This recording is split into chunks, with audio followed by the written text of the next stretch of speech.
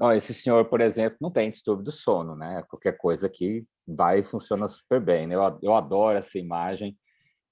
Eu tinha uma época que eu tinha dificuldade de dormir na minha cama. Olhar uma pessoa que dorme com Não tijolo tem, assim não, não tem. Ah, tá aqui. né? É um privilégio, né? Aliás, eu acho que dormir bem é um privilégio mesmo, né? Assim, a gente viveu para dormir bem. Quando a gente não dorme bem, o resto tudo funciona torto, né? E é por isso que a gente tem essa preocupação nos nossos pacientes, né? Deixa eu ver aqui, não está indo. Aí, agora foi. O sono, ele segue um ritmo circadiano, né? A gente acorda, dorme, o ritmo ele é de 24 horas, né? A gente tem vários ritmos, né? Existe uma sociedade só que avalia ritmos que o organismo tem. Você tem ritmos de 28 dias, como o ciclo menstrual, você tem ritmo de 24 horas, como o sono. E isso daqui, no caso do sono, é dado por um reloginho que chama Zeitgebers ou Time Givers, né? E o modulador do sono, o principal modulador, é a luz, né? E a luz a gente percebe com a visão. Então, por isso que existe essa relação importante entre o sono e o enxergar bem, né? E como é que funciona esse ritmo, né? A gente tem a luz agindo em cima da retina, vou falar exatamente onde que ela age, né?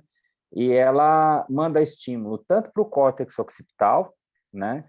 Quanto para o núcleo supraquiasmático. No núcleo supraquiasmático via trato retino-hipotalâmico. São as mesmas células ganglionares, as mesmas não, são células ganglionares, parte manda para o córtex visual e parte para o núcleo supraquiasmático. Manda para um outro núcleo também, que a gente vai comentar aqui, que é para o olival. Então, a célula ganglionar que recebe, que manda estímulo para o núcleo supraquiasmático, ela também manda para o olival. A gente vai explicar, vai falar sobre essa célula aqui, que eu acho essa célula bem interessante.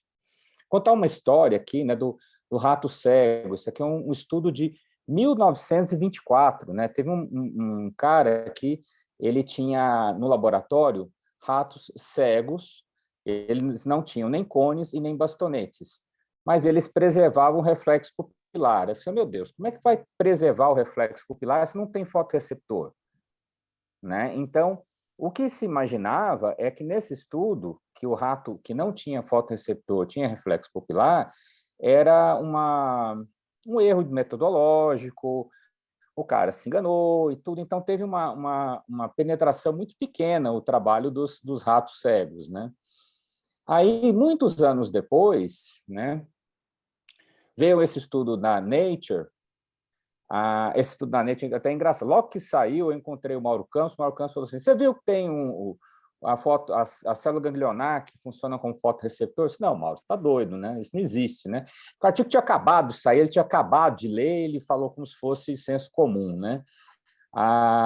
E aí depois eu fui olhar e, de fato, dessa vez o Mauro estava certo, existia realmente uma célula ganglionar que funcionava como fotorreceptor. Então, agora a gente já ampliou muito o nosso conhecimento. A gente sabia que tinha o cone, beleza, bastonete, joia, e agora a gente tem uma célula ganglionar retiniana intrinsecamente fotorreceptora, que a sigla em inglês é iPRD cells.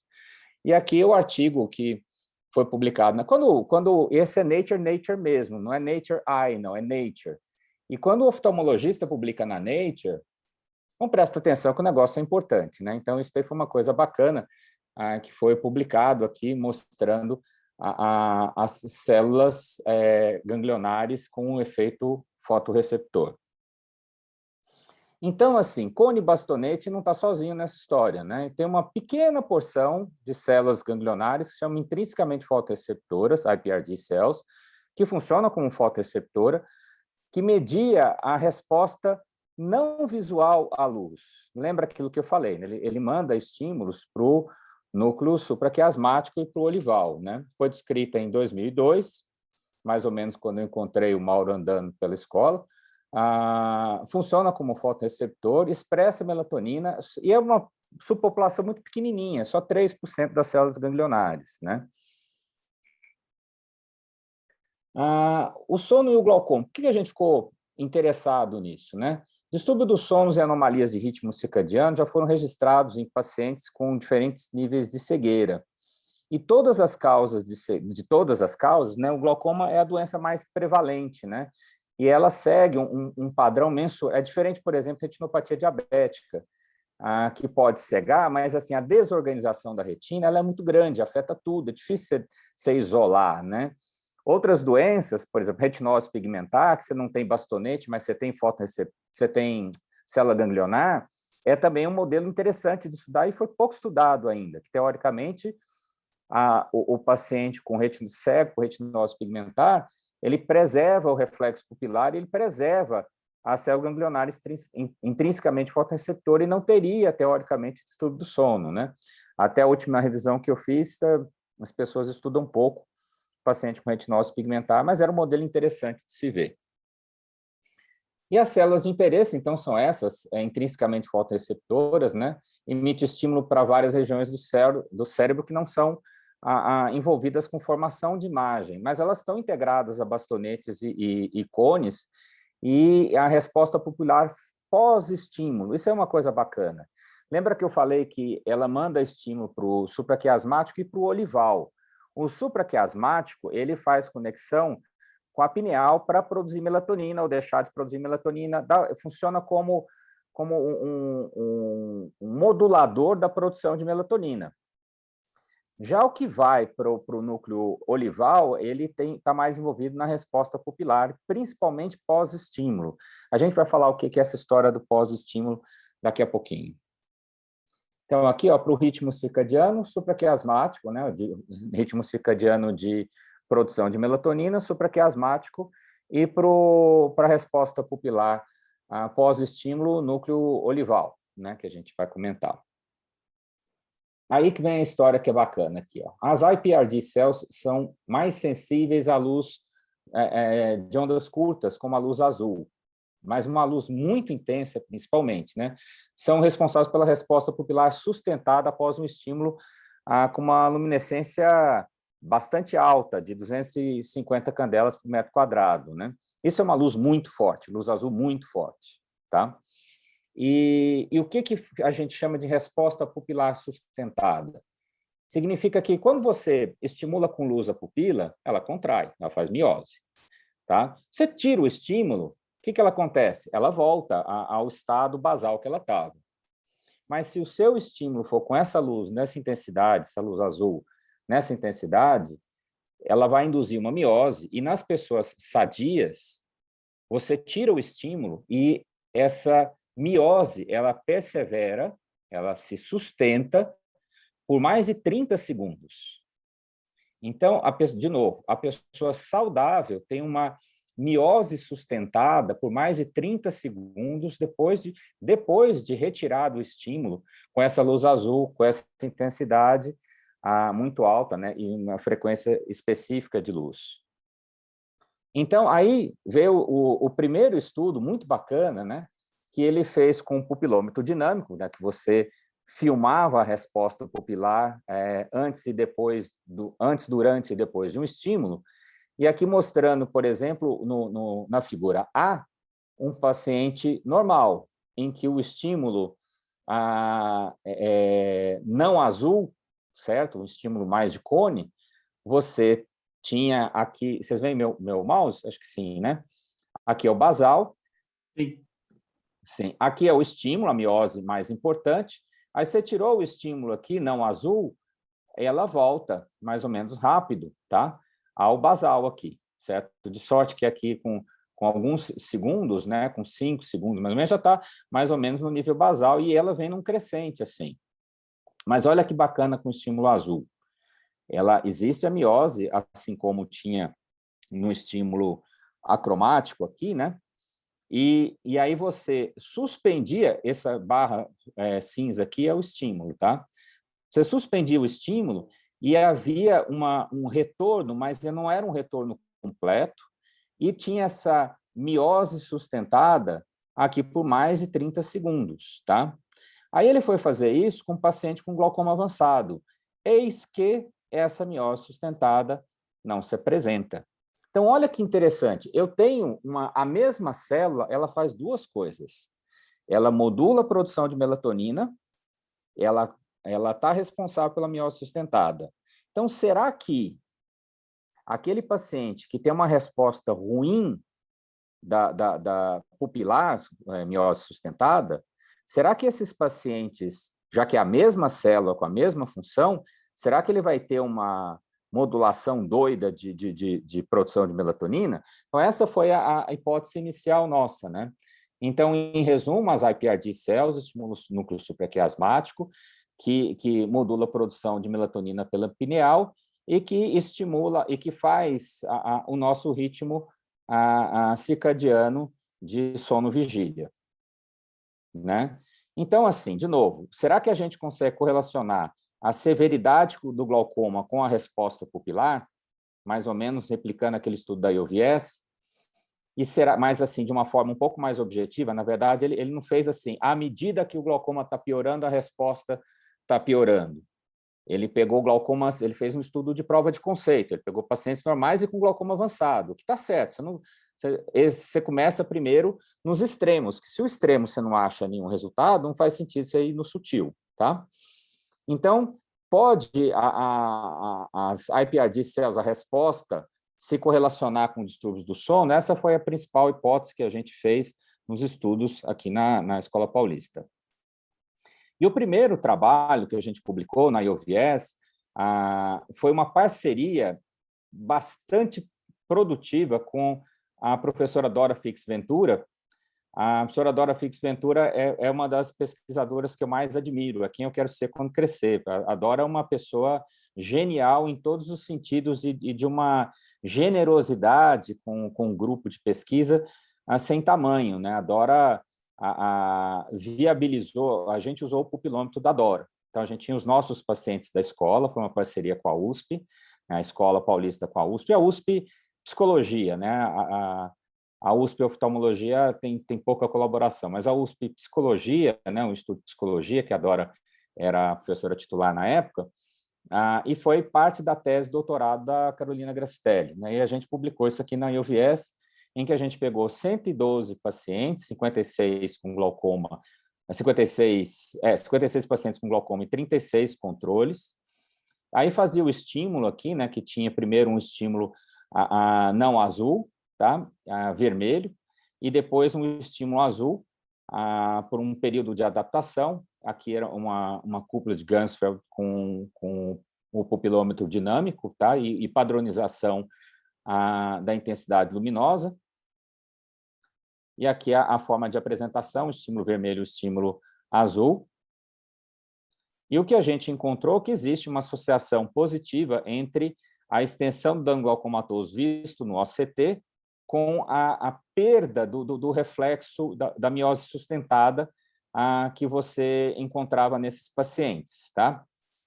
E aí a gente foi olhar um outro trabalho que fazia mais sentido, que era o mais bacana de todos, já que eu consigo correlacionar a perda com a resposta pupilar, será que se eu fizer polissonografia desses pacientes, eu consigo correlacionar a perda de célula ganglionar vista pelo OCT, a perda da resposta pupilar vista por pupilometria, com distúrbios do sono visto na polissonografia?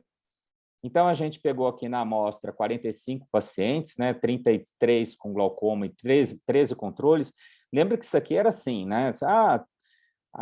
33 pacientes, todos fizeram polissonografia, todos fizeram OCT, todos fizeram campo visual, todos fizeram quase tudo. Assim, é difícil pegar. E aí eles ainda tinham que ir lá para a cidade universitária para fazer a pupilometria padronizada que a gente tinha, né? E o resultado foi bastante interessante. Pacientes com glaucoma tiveram uma diminuição do tempo do sono total e na eficiência do sono. Existem critérios para definir a eficiência do sono, né?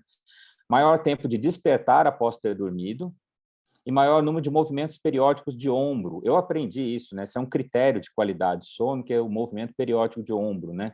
Então, eu fico grilado, porque eu mesmo sou um que toda hora estou mexendo aqui, então talvez o meu sono não seja tão bacana assim, né? Mas o fato é que obviamente, o nosso grupo controle tinha um match de idade, porque o paciente idoso ele já tem distúrbio do sono por si só, né? Então, a gente tinha aqui um controle muito claro, um controle nosso pareado para a idade, né? E que tinha uma correlação entre a latência do sono REM e o pico da resposta pupilar, né? Um parâmetro objetivo das duas coisas, e o número total de despertar foi associado à resposta pupilar sustentada. E a espessura da camada de fibras estava associada ao pico de resposta sustentada na pupilometria, ou seja, o mesmo resultado que a gente tinha visto no estudo que a gente publicou na IOVS. Esse estudo foi no Ophthalmology que a gente publicou. E esse estudo foi feito todo no Brasil. Então, quando a gente tem um estudo começo, meio e fim feito no Brasil e consegue publicar no Ophthalmology, a gente conta para os outros, faz festa, né? Conta vantagem e tal, é bacana, né? Isso aqui foi um esforço sobre-humano que a gente fez, assim, de grupo mesmo, porque todo esse pensamento que a gente teve foi por conta de uma viagem para a Arvo que eu fiz com a Dora, um voo diurno, em que a gente tomou vinho a viagem inteira, teve as melhores ideias do mundo e, lógico, esqueceu tudo, né? Então, na volta, a gente voltou a se reunir e fez os desenhos dos protocolos, que é uma coisa muito sadia, né? A gente fez os desenhos dos protocolos, a gente já escreveu quem seria primeiro autor, último autor de cada trabalho, e funciona como se fosse um contrato, que depois de alguns anos, você esquece quem teve a ideia, você esquece quem mais trabalhou, todo mundo acha que o próprio trabalho foi mais extenuante que o do colega. Então, esses contratos prévios para trabalho, eu acho que é uma coisa muito bacana, que o nosso grupo já faz trabalho juntos há muitos anos, não são só esses daqui, a gente continua trabalhando junto, os estudos de lesão neurológica do glaucoma a gente faz com a Dora também, sempre nesses modelos, e eu faço isso agora com todas as parcerias que a gente tem. Aqui mostrando o tempo de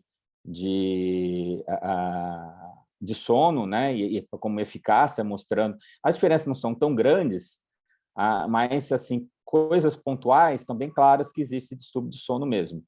Agora, isso daqui é um outro trabalho que a gente fez, que diz respeito à pupilometria, mas não diz respeito a sono.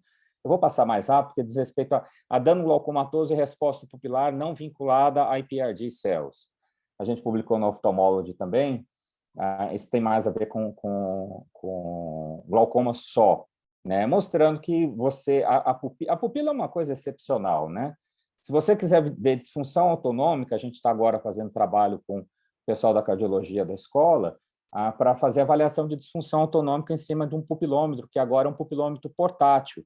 A gente não tem mais aquela cúpula e usa como se fosse uma máscara de mergulhar, com um sensor acoplado, uma padronização de intensidade luminosa, o computador do lado para pegar todas as informações, né? E a gente já está fazendo uma série de trabalhos, tanto com disfunção autonômica quanto com dano glaucomatoso propriamente dito. Esse aqui é um pupilômetro que não tem no Brasil, é um pupilômetro lá de San Diego, mostrando correlação do dano glaucomatoso macular e o reflexo pupilar aferente dos pacientes com glaucoma.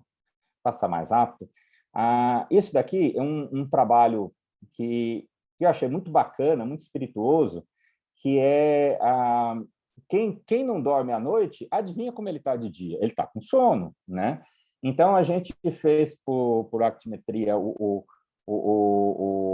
e uma escala de Epworth de sonolência, mostrando que o paciente, mais ou menos, não é tão mais ou menos óbvio, né? Isso é uma forma de mostrar que o distúrbio do sono ele causa um efeito clínico no paciente, né? E essa escala de sonolência mostrou uma nítida diferença entre o paciente com glaucoma e o paciente controle com MET de idades. Uma coisa interessante aqui, que eu acabei pulando, quando a gente olha aquele gráfico de correlação entre extensão do dano glaucomatoso e distúrbio do sono, reflexo pupilar, tem paciente com dano glaucomatoso muito importante e reflexo pupilar normal. E a gente tem pacientes com dano glaucomatoso moderado e com reflexo pupilar muito ruim. Então, existe uma parte que é do paciente mesmo, que a gente não consegue É lógico, o que a gente viu é muito claro, que à medida que o dano glaucomatoso vai aumentando, a resposta pupilar e o distúrbio do sono vai aumentando também. Isso é uma correlação positiva. Só que existem outliers nessa correlação que mostram uma coisa muito interessante. Tem paciente que preserva a resposta a essas células ganglionares a despeito de ter perdido quase todas as outras que são formadoras de imagem, né? E o porquê que isso acontece, só Deus sabe, né? Aqui a correlação entre a resposta naquele questionário de sonolência e parâmetros estruturais de camada de fibras nervosas e sensitivo do campo visual desses pacientes, essa positividade de associação, né? A gente também estudou pacientes com apneia do sono e a resposta a essas células, as iPRD cells. Será que os pacientes com apneia... Porque, assim, a apneia do sono também dá distúrbio do sono. A gente excluiu os pacientes com apneia do sono naquele estudo de pupilometria e tudo. Mas aí a Dora tinha um interesse grande de ver a apneia do sono, aí foi a tese de doutorado da Glória junto com a Dora, tentando ver, esse aqui é o mesmo estímulo que a gente usava para os nossos pacientes com glaucoma, e o que viu é que existe uma associação entre que baixos níveis de luminescência, né, elas estavam, tinha uma contribuição de bastonete para o reflexo pupilar, mas não tinha diferença para as iPRD cells. Ou seja, um reflexo pupilar derivado das outras células ganglionares, dos outros fotoreceptores, perdão, eles estavam um pouco alterados em baixo nível de luminescência nos pacientes com apneia do sono. Mas quando a gente olhava, ver se existia um padrão diferente, isso é bem importante para a gente, porque se existisse, eu tinha que tirar, com certeza absoluta, os pacientes com apneia do sono daquele grupo que a gente estava estudando, que o distúrbio do sono derivava do dano glaucomatoso, né? Porque morria as iPRD cells. E parece que não é o caso. Você tem uma resposta pupilar diferente, mas ela não é derivada de resposta pupilar das iPRD cells, né? Isso aí a gente publicou na IOVS também. Então, foi uma parceria bem produtiva. A gente teve, acho que 3 IOVS, uma oftalmology, então foi bacana aqui, né? Também não teve diferença para visão para cores, né, desses pacientes com apneia do sono, né? Então, em relação à resposta pupilar e sensibilidade de contraste cromática, para os pacientes com apneia do sono, o único dado positivo é que a resposta pupilar alterada não deriva das iPRD cells, então ela deixa de ser uma variável de confusão quando a gente faz uma análise da influência da morte das iPRD cells em pacientes com glaucoma e distúrbio do sono. A conclusão que a gente tem aqui é que as disfunções das iPRD cells estão associadas à extensão do dano glaucomatoso, né? E aí a dúvida que a gente tem é o seguinte, né? Várias coisas na medicina fazem sentido, e quando você vai tratar, não necessariamente você logra êxito, né? Eu lembro quando era gerente da pesquisa clínica lá do Einstein, a gente tinha feito uma revisão de 40 ensaios clínicos randomizados em animais para drogas neuroprotetoras para acidente vascular cerebral que deram certo em animais. O tanto que deu certo em ser humano foi 0. Então, por isso que eu sempre fico muito preocupado quando as pessoas fazem uma análise muito rápida, deu certo uma placa de Petri, deu certo no animal, e já pula direto para como seria no ser humano, né? Mas, bem, então, por isso, a gente tem agora uma aluna, a Priscila, que está fazendo doutorado comigo, junto com a professora Mônica, lá do Instituto do Sono, que é a coordenadora da nossa pós-graduação geral da escola, e o ensaio clínico randomizado é nos pacientes com distúrbio do sono, com glaucoma, que tem alteração no reflexo pupilar. A gente está fazendo um estudo placebo-controlado, que nesse caso pode ser placebo-controlado, porque como não existe tratamento padrão, eu posso usar placebo, versus melatonina 5 miligramas à noite, né? A pandemia atrapalhou muito, né? Que o mundo acabou, o ensaio clínico que envolve o paciente ficou tudo muito difícil, né? Agora que a gente está conseguindo reunir, mas, por exemplo, eu não posso fazer polissonografia, o estudo de sono não está fechado. Então, o estudo já está com ele aceito no CEP, já fez aniversário de 1 ano, e a gente não começou porque o Instituto do Sono está fechado para fazer as polissonografias, né? E então, por que a gente quer pegar nesse estudo os pacientes com distúrbio do sono, que sabidamente tem uma resposta pupilar alterada, ou pelo menos que tivesse só o distúrbio do sono, já seria interessante. Mas, gente, como é um estudo de prova de conceito, eu não quero tratar, assim, grosso modo, eu não quero tratar estudando um analgésico para dor de cabeça, eu vou tratar quem tem dor de cabeça, né? Eu não faço isso na população geral. Então, eu vou estudar aqueles pacientes que sabidamente têm distúrbio do sono. E aí, esses pacientes, a gente está entrando e vai fazer polissonografia, vai dosar melatonina, para ver se a gente regula, consegue, com esse booster de melatonina 1 hora antes de dormir, se a gente consegue organizar a produção, o ritmo circadiano de sono-vigília desses pacientes. Então, a gente faz a polissonografia, concentração de melatonina, e faz o questionário de sonolência depois. Como é ensaio clínico randomizado duplo cego, eu não gosto, inclusive a oftalmologia tem mania de chamar de duplo mascarado, né? Mascarado, o zorro não tem, é venda, então, né? Eu não acho muito esquisito chamar de mascarado, né? Existe até uma revisão de metodologia científica mostrando que a expressão mascarado está errado. A gente evita falar cego na oftalmologia, porque eventualmente o paciente vai ficar cego mesmo, então é politicamente ruim. Eu acho isso uma besteira. Eu coloco como estudo duplo cego mesmo, porque eu não sei o que o paciente está tomando, o paciente não sabe o que ele está tomando, porque senão, ainda mais coisa que tem a ver com sono, é absurdamente influenciável pela consciência que o paciente tem de que grupo ele está, né?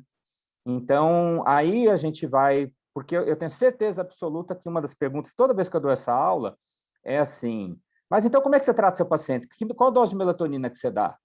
Teoricamente não tem isso daí, né? Como melatonina não tem tanto problema você dar, e assim, essa aula não está montada para isso, mas melatonina abaixa a pressão intraocular, teoricamente pode funcionar como neuroprotetor retiniano, então é tudo de mais bacana possível você tratar um paciente com melatonina, paciente com glaucoma com melatonina, né? Mas, de novo, os estudos de neuroproteção com melatonina não são ensaios clínicos randomizados, então eles fazem sentido, mas não quer dizer que você deva usar. Mas, de novo, faz sentido e não faz mal. Não é nenhuma cloroquina da vida, faz sentido e não faz mal, tá? Então, até virem os ensaios clínicos randomizados para fecharem questão, eu não vejo nenhum grande mal tratar o paciente, principalmente quando ele sabidamente tem distúrbio do sono. Agora, como é que você pergunta isso para o paciente, né? Um paciente velhinho, ele tem distúrbio do sono, né? Então, talvez seu paciente com glaucoma mais avançado, vale a pena fazer uma polissonografia. Aí tem os fatores de confusão, que são os pacientes com apneia do sono. Então, por enquanto, está tudo muito nebuloso. Eu acho que é uma área excepcional para pesquisa, Renato. Mas, assim, o que a gente vai fazer? Por enquanto, a gente está como aquele cachorro que correu atrás do carro, o carro parou e você não sabe o que você faz. Tudo faz sentido, muito provavelmente a gente vai começar a tratar paciente com melatonina, mas o nível de evidência disso daí, ou seja, é muito fraco, né? Se fosse uma droga que fizesse mal, ou se fosse uma droga com efeito colateral e tudo, com certeza seria proibitivo ficar testando, mas não é o caso, né? Então, não vejo tanto problema, né? Eu tenho alguns pacientes que eu passo melatonina quando eles sabidamente têm distúrbio de sono, né? Agora, o efeito verdadeiro disso daí, estou esperando a pandemia melhorar, o ensaio clínico acontecer, e aí, quem sabe, ano que vem, quando eu for dar essa aula, a gente mostra mais um estudo no oftalmology, um ensaio clínico randomizado de melatonina para os pacientes com alteração de sono derivado de morte das iPRD cells. Era isso daí, acho que era o último. Essa é parte do grupo que ajudou aqui, né? A Vanessa, que fez trabalho, a Dora, que é a pessoa que quem não conhece, adora e viu qualquer coisa que ela for falar. Eu acho que se ela for falar sobre previsão do tempo, vale a pena assistir, que ela vai falar alguma coisa que você não sabe. Ela é uma pessoa excepcional, generosa, absurdo, né? A Carol, que fez grande parte dos trabalhos, o Rafael, o Sérgio Teixeira, a nossa equipe aqui que ajudou em parte dos trabalhos. Bom, era isso, Renato. À disposição para as perguntas. Eu vou interromper o compartilhamento aqui. Augusto, bom, parabéns pela linha toda de pesquisa, né, que o grupo está fazendo, porque realmente vem colaborar aí muito para respostas que são muito difíceis. Agora, eu tinha a impressão, não sei se a impressão está correta ou não, de que eu assisti em outros momentos a apresentação das pesquisas que vocês estavam fazendo com o sono, e tinha uma grande associação de glaucoma com apneia do sono, e o tratamento da apneia poderia modificar a evolução do glaucoma. Isso é verdade ou não? Bom, ótimo você perguntar. Assim, não, o nosso grupo nunca estudou isso. Nosso grupo quer estudar isso, porque o mundo já estudou e os resultados são os mais conflitantes possíveis. Você tem associação forte em alguns estudos, você tem associação nenhuma em alguns outros estudos. Como a apneia do sono, quando você vai conversar com o Tufik lá, a prevalência no Brasil é altíssima, porque eles fizeram uma pesquisa populacional, é uma coisa tipo mais de 30% da população. Então, eu tenho... As pessoas não sabem que tem esse problema. Quando é aquele paciente obeso, que tem flop eye syndrome e tudo, que é óbvio que ele tem apneia, ele quase tem apneia de vigília quando está na sua frente, ele é meio óbvio, né? Tem uns que são assim, se assusta, né? Mas, assim, para glaucoma, talvez você tivesse visto isso em alguma aula que eu falei especificamente de apneia do sono, que eu mostro os artigos.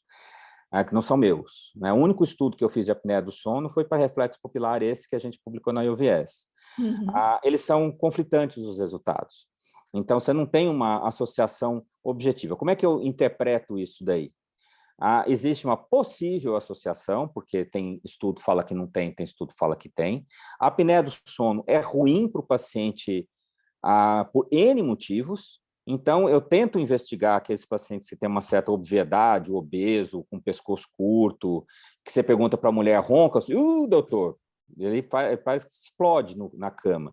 Esse paciente, eu encaminho ele para fazer polissonografia, mas eu não acho que é o oftalmologista que deve cuidar disso, né? Existem otorrinos que são especialistas em apneia do sono, e eu encaminho para esses profissionais, né? Mas eu acho que eu gosto dessa sua pergunta, porque eu acho que a gente não deve tratar o olho do paciente. A gente deve tratar tudo. Assim, eu sou um oftalmo que encaminha muito para o psiquiatra, por exemplo. A gente tem, por exemplo, 16% dos nossos pacientes com a baixa de visão grave com síndrome de Charles-Bonnet. E se você não pergunta, o paciente ele não fala. E eu já tenho paciente, eles chegam, eu já tenho paciente que passou, que me transmitiu, que tinha um anão na casa dele, sempre. Tinha um anão. Então, explica né? O que é a síndrome de Charles-Bonnet. Síndrome de Charles-Bonnet é assim, um paciente cego, por qualquer motivo, ele começa a ter alucinação visual. E essa alucinação visual, na maioria das vezes, ela é meio abstrata, ele vê bolas coloridas, e ele fala isso, ele vê bolas coloridas. Agora, ele pode ser mais complexo, e pode ser, a pessoa pode enxergar uma pessoa. Então, imagina um senhorzinho que está cego, e ele está sozinho em casa, e tem aquele anão que apareceu para ele, ou aquela pessoa que está do lado dele, ou aquele bicho que não tinha. É como se fosse assim, como deixou de ter estímulo, passa a ter estímulos aleatórios, né? Existe, quem quiser, eu posso até mandar aquele neurocientista que escreveu aquele livro O Homem que Confundiu Sua Mulher com Chapéu. Aqui, como é que ele chama mesmo, gente? Gente, é um neurocientista dos mais bacanas, Oliver Sacks. Oliver Sacks, isso mesmo. Oliver Sacks, ele tem uma TED que ele fala sobre síndrome de Charles-Bonnet. Excepcional. Primeiro que ele tem uma didática, é um velhinho muito baixo, ele faleceu já tem uns 5 anos, faz falta. Aliás, todos os livros dele são muito interessantes, vale a pena ler. E ele fala sobre a síndrome de Charles-Bonnet. Mas voltando à apneia do sono, eu acho que a gente, e voltando ao paciente como um todo, que você tem que prestar atenção, e você vira um encaminhador óbvio para os outros problemas que esse paciente, porventura, possa ter, a apneia do sono ela deve ser tratada, é uma doença importante, né? E aí a gente, eventualmente pode, de fato, estar associado. Ana, eu tenho um consultório com muito paciente fim de linha. Quase todos chegam com uma lente multifocal. Isso dá vontade de matar, né? Escavação total, campo tubular e uma lente multifocal. Nunca fizeram uma trabeculectomia, ele já usou uns 10 multifocais na vida e o artista nunca viu que o paciente tinha glaucoma, mas põe a lente multifocal. Apareceu lá. Então, são pacientes muito graves. Então, esses pacientes, eu tento fazer tudo que é possível. Então, se ele tem a mínima chance de uma apneia do sono estar atrapalhando a progressão do dano glaucomatoso, encaminho. Os pacientes com glaucoma de pressão normal, tem um grupo coreano, de um pesquisador chamado Michael Koch, ele pesquisa glaucoma de pressão normal e mostrou que a flutuação da pressão diastólica é mais importante que a flutuação da pressão intraocular como variável preditiva de progressão do dano glaucomatoso. Então, esses pacientes, quando ele está usando medicação, quando ele não está usando nenhuma medicação para hipotensora sistêmica, você não tem muito o que fazer. Mas quando ele está usando, você tem que conversar com o cardiologista, que eventualmente pode ser esse o motivo dele estar piorando. Que eu tenho paciente meu que progride com 8 de pressão. Já operou e está com 8 de pressão, né? Então, vamos aproveitar essa sua situação de ser um experiente glaucomatólogo, Augusto. Qual é a sua linha de encaminhadores? Não as pessoas, mas de encaminhamentos que você precisa fazer, sendo um médico que cuida do paciente como um todo. Então, você já falou. Se você detectar na anamnese um distúrbio de sono, você vai eventualmente encaminhar para um especialista do sono. Sim, eu tenho uma interlocução fácil, até por conta do tanto de estudo que a gente fez com sono, né? Eu conheço alguns médicos que são especialistas em sono, Sim. né? Então eu encaminho para eles. Então você já nos dá uma dica de busca de informação com o paciente, que é a questão do sono. Fora isso, existe alguma associação conhecida com o Alzheimer e glaucoma? Você pega uns temas bacanas. Todos eles são meio conflitantes. Parece que tem alguma associação, ela não é tão forte assim, mas existem trabalhos que tentam mostrar. É que assim, é um pouco confuso, porque o próprio Alzheimer, você tem lesão de célula ganglionar, e que não é propriamente de glaucoma, entendeu? E a prevalência de glaucoma aumenta com a idade, Alzheimer também. Então, você tem uma intersecção complicada de isolar as duas coisas, né? Eu tenho agora neurologistas que me encaminham para fazer OCT específico para olhar Alzheimer, né?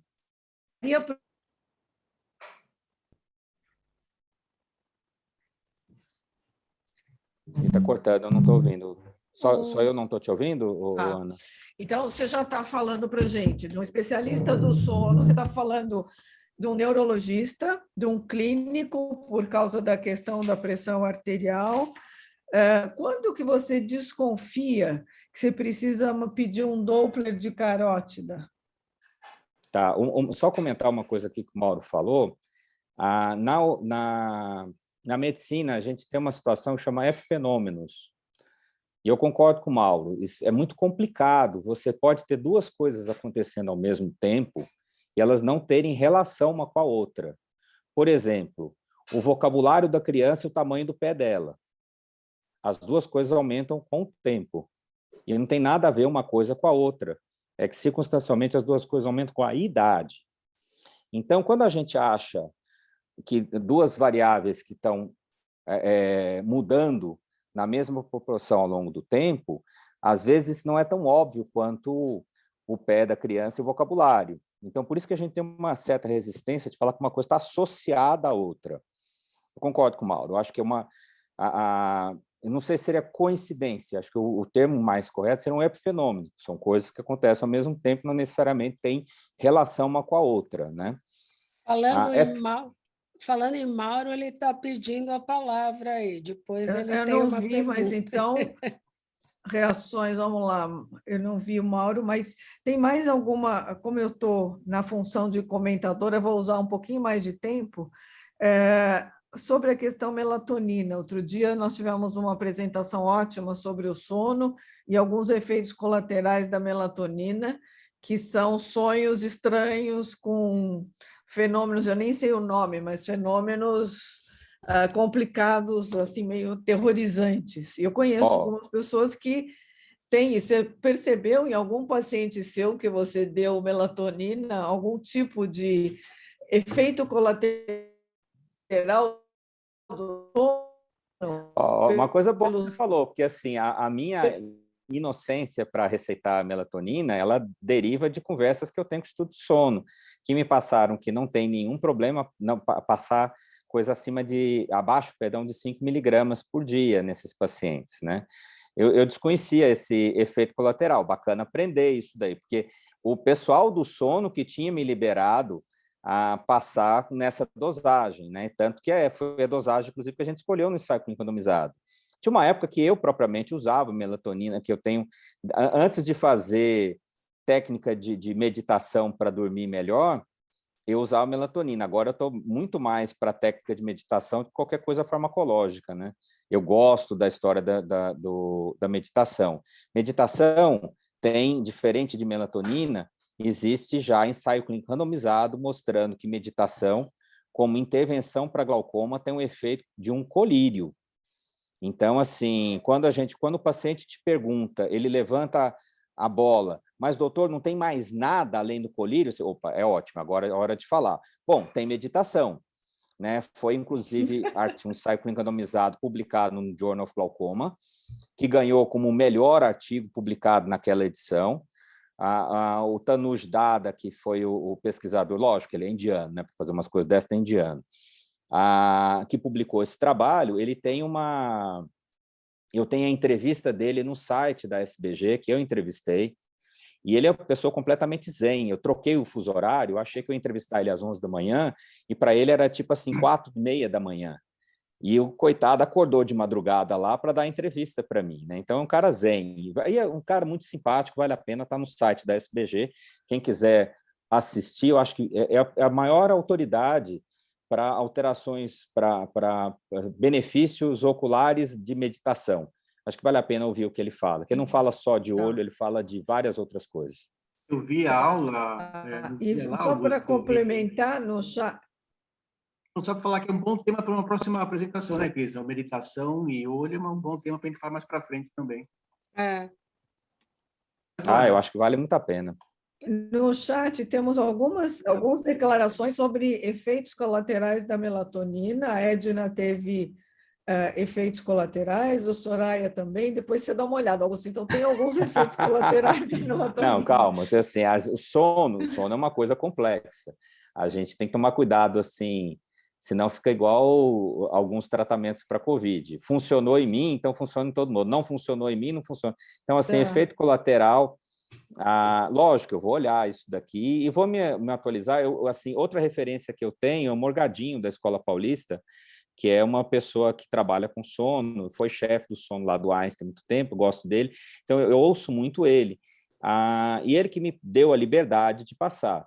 Lógico, eu acho que é uma coisa seguinte, se o paciente tiver um desconforto com o uso, se ele tem um pesadelo, pesadelos frequentes, ou alterou a qualidade do sono dele, simplesmente para de usar. Não é uma coisa que vai ser... É igual você tem 20% das pessoas não conseguem usar tartarato de brimonidina, não consegui usar, para de usar. Né? Eu tenho alergia de pirona, não posso usar, usei uma vez, tive reação alérgica, não posso usar. Então, são exceções, a enorme maioria não tem problema. Né? Então, quem teve problema, não acho que seja nenhum problema grave, né, a ponto de, agora vai ter pesadelo pro resto da vida. Não, teve pesadelo que usou aquela vez, não usou mais, deixou de ter, né? Eu entendo dessa forma. Tá. Augusto, antes do Mauro entrar, só tem uma pergunta aqui que eu queria que você já respondesse, que é sobre a lente intraocular trifocal, se ela estaria contraindicada em qualquer situação de glaucoma ou se estaria só nos casos mais avançados. Então, essa é uma Ótimo. pergunta. E aí tem Tá. mais uma Deixa eu sobre as responder da trifocal deficiências de primeiro. vitaminas. Ana, as perguntas ficam para o fim, deixa ele falar, porque Ah, a tá gente bom. nós queremos aproveitar nesse comentário, desculpa eu interromper, Tá. antes dele falar da lente, mas a Dalva está aqui também. E é legal, a semana passada ela deu a aula falando, inclusive ela falou sobre a melatonina, não sei o quê. Eu acho que é interessante agora juntar esses comentários e esses trabalhos do Augusto e aproveitar a Dalva para dar também um comentário. Antes do Augusto até responder essa pergunta da lente, tudo, eu faço as perguntas no final, eu estou anotando todas, mas seria legal ouvir, porque a gente falou, né, Augusto, a semana passada, uma super aula aí da Dalva, ela mostrou também os trabalhos, mostrou os trabalhos junto com o grupo aqui da Oftalmo, o Mauro já tem algumas coisas. Se o Mauro está sempre certo, eu não sei, viu, Augusto? Eu não vou entrar nessa briga com você e o Mauro, tá? Na maioria das vezes está. Mas a gente não tem que admitir também, né? Mas seria legal a gente ouvir um comentário. Dalva, você está por aí? Consegue entrar aí na briga aqui antes do Mauro? Que nós estamos muito interessados nesse assunto há algum tempo, aproveitando enquanto a Dalva chega aí, eu não sei se ela está me ouvindo. É interessante isso, né, Augusto, de prestar atenção no sono do paciente, especialmente, pelo que eu entendo, naquele que tem um pior controle do glaucoma, né? Quer dizer, de ter essa outra arma aí para poder usar no manejo, aí no controle. Quer dizer, você não tem um estudo aí também que mostra essa sequência aí, o paciente começa a dormir melhor, ou usa melatonina, ou faz alguma meditação, alguma coisa, a pressão baixa. Você mesmo não fez esse estudo aí na escola, não tem essa tem um ensaio resposta. clínico. Não, como eu falei, o ensaio clínico está desenhado, aprovado no CEP, já tem aluna, só que o estudo sono, por enquanto, não está fazendo polissonografia.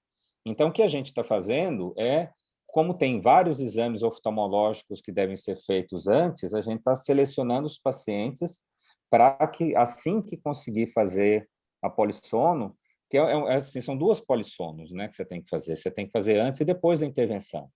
Então, é uma ginástica complexa para você fazer. Então, a gente está no meio de... Então, a gente ainda não tem essa informação para te passar, né? Meditação a gente também queria muito fazer, mas ainda não tem. 2 pontos só, Augusto. Primeiro, a gente observa que realmente o nível médio de melatonina nas pessoas está realmente baixo, sabe? De modo geral, ainda mais talvez pelo mundo moderno, etc. E a absorção da melatonina é pequena também. Então, se dá 5 miligramas para a pessoa via oral, para absorver é bem pouco. Existe a forma melhor é a sublingual, se dá menos que 1 miligrama nesses casos, né? Mas eu vou te falar até qual que é a forma, não é propriamente melatonina que a gente vai dar, viu, Renato? Porque eu vou te passar aqui, para não falar besteira, Ralmeteona. Ralmeteona, 8 miligramas, na verdade. Ela comentou semana passada sobre isso. Ralmeteona, 8 miligramas, que está no protocolo. A gente fala melatonina para simplificar, mas é Ralmeteona, 8 miligramas, né? Que foi a dosagem que a gente escolheu como droga-alvo e tudo. A Dalva acho que não está mais aí. Está aí, Dalva? Não. Então, o Mauro quer falar. Vamos falar, Mauro, pode falar. Microfone. Está tudo bem, não, é tranquilo aqui. Augusto, só lembrar que algumas pessoas do grupo que estão assistindo a aula não são oftalmologistas. Ah, tá. Então, só para a gente construir uma linha de raciocínio e tornar a compreensão mais fácil. Então, a sequência de eventos. Meus olhos desenvolvem hipertensão ocular. A partir daí, eu começo a ter uma lesão mecânica, vamos dizer, a grosso modo, uma lesão neuronal, que pode ser na cabeça do nervo óptico ou na camada de células ganglionares. existe aí alguma discussão sobre qual seria o primeiro local que sofre com essa hipertensão. Uhum. A maioria acha que seria na cabeça mesmo, a camada de fibras nervosas, na cabeça do nervo óptico. Isso. Uhum. Essa camada de células ganglionares, camada de células ganglionares, de 15 anos para cá, são consideradas fotorreceptores. Uhum. Portanto, até comentado pela Dalva, esses fotorreceptores, eles são fundamentais no nosso relógio biológico, ciclo Sim. da noite e dia, ritmo circadiano, etc. Além desses fotorreceptores, eu tenho que são, na verdade, duas categorias de células ganglionares, eu tenho dois tipos de fotorreceptores mais clássicos, cones e bastonetes, que, teoricamente, teriam um comprometimento muito tardio na doença glaucoma, certo? Quase não tem, viu? Você tem, assim, pacientes com glaucoma muito avançado, quando você vai olhar, por exemplo, morte de cone, tudo em glaucoma e bastonete, é quase desprezível em relação ao resto que você tem, né? Eles mais ou menos se preservam até o final da doença. Pacientes cegos por glaucoma têm cone e bastonete. Agora, dessas células todas, não são todas as células ganglionares que têm essa função, são só 3% delas têm essa função, né? Uhum. Isso. Bom, então o glaucoma vai afetar uma população importante de fotorreceptores. A partir dessa comprometimento, eu vou poder ter alteração do reflexo pupilar e alteração da sensibilidade à luz, vamos dizer, de certa forma, estímulo à produção de melatonina e aí glândula pineal, etc. Tá certo? Ou seja, a lesão glaucomatosa é anterior à insônia. Então, não faz sentido o oposto. Pode até haver uma coincidência, como a gente está comentando aqui. Porém, eu tenho primeiro glaucoma e depois o distúrbio do sono. Ou seja, não faz sentido eu tratar o distúrbio do sono para melhorar o meu glaucoma, a não ser por outro mecanismo. Exato, isso, muito bem, é ótimo, isso mesmo, isso. Não faz sentido. É isso, eu acho que é importante você explicar isso. Isso, não as pessoas... Só para as pessoas... isso. Ótimo, isso mesmo, concordo com você, e tem todo sentido. Se você for analisar que a célula que está morrendo, que eventualmente vai causar o distúrbio do sono, e o paciente tem um distúrbio do sono derivado dessa morte, talvez fizesse sentido tratar. Agora, tratar com melatonina não faz essa célula deixar de morrer. Exatamente. A única coisa que tem isso se fosse só por esse conceito. Quando você vai olhar alguns estudos experimentais, que aí o nível de evidência é muito fraco, a melatonina pode funcionar como neuroprotetor. Mas aí eu concordo com você. O nível de evidência, e ele pode ainda baixar a pressão. O nível de evidência é fraco para isso. Então, não acho que seja prudente, eu acho que é motivo de estudo, eu acho que faz sentido em modelo experimental, deve ser testado em ser humano. Atualmente, estudar a neuroproteção é a coisa mais difícil que tem. São doenças que, eventualmente, você vai ter que esperar 15 anos para ter o resultado. Mas os seus problemas acabaram, né? Existe uma pesquisadora que chama Francesca Cordeiro, que ela conseguiu marcar a célula ganglionar em vivo que está sadia e que está desenvolvendo apoptose. E ela conseguiu montar no modelo em ser humano. Ela fez primeiro isso em rato, agora em ser humano. E ela também foi entrevistada nossa da SPG, tem a aula dela lá, que vale muito a pena assistir. Ela consegue predizer a célula que vai morrer na progressão vista pelo OCT, 18 meses antes de aparecer no OCT. Então, aí apareceu uma luz, Mauro, que eu acho que várias coisas que fazem curcumina, que faz sentido, resveratrol, que faz sentido porque como é que eles funcionam? Como é que é feito esses estudos? Tanto melatonina como resveratrol quanto curcumina. Modelo experimental de glaucoma e hipertensão em rato. Todos têm hipertensão. Você tem lá 30 ratos 60 ratos com hipertensão. 30 você tratou com aquela dieta específica, que tem ou melatonina, ou resveratrol, ou curcumina, todo o modelo foi igual. e outro você não tratou. Matou o ratinho, contou as células ganglionares. Ou seja, aquele ratinho que, a despeito de ter pressão alta, teve um contingente de célula ganglionar morta menor do que o outro grupo, então faz sentido. A plasticidade do rato é muito maior do que a do ser humano. Por isso que quando eu falei que aqueles estudos de AVC que deram certo no ratinho, 40 que eles selecionaram, nenhum deu certo em ser humano, é por isso que a gente não pode fazer essa ponte, eu concordo muito com o que você está falando.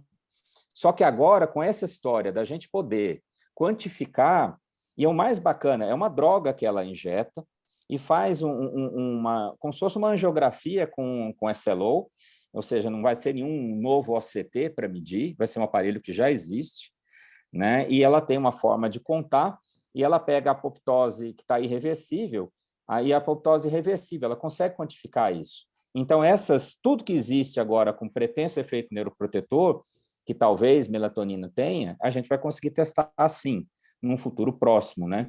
Mas, como você falou muito bem, por enquanto não existe evidência nenhuma e não deve ser rotina das pessoas. Tem glaucoma? Melatonina. Não faça isso, que não tem evidência para isso. Quem tem, como eu falei, a gente está, no nosso ensaio randomizado, a gente está tratando quem tem ou distúrbio, ou glaucoma avançado, e alteração na resposta pupilar. Ou seja, a gente está tratando quem realmente faria sentido tratar. E no ensaio clínico randomizado, duplo mascarado, né, ou duplo cego, para a gente ver como é que funciona. Mas você tem toda a razão.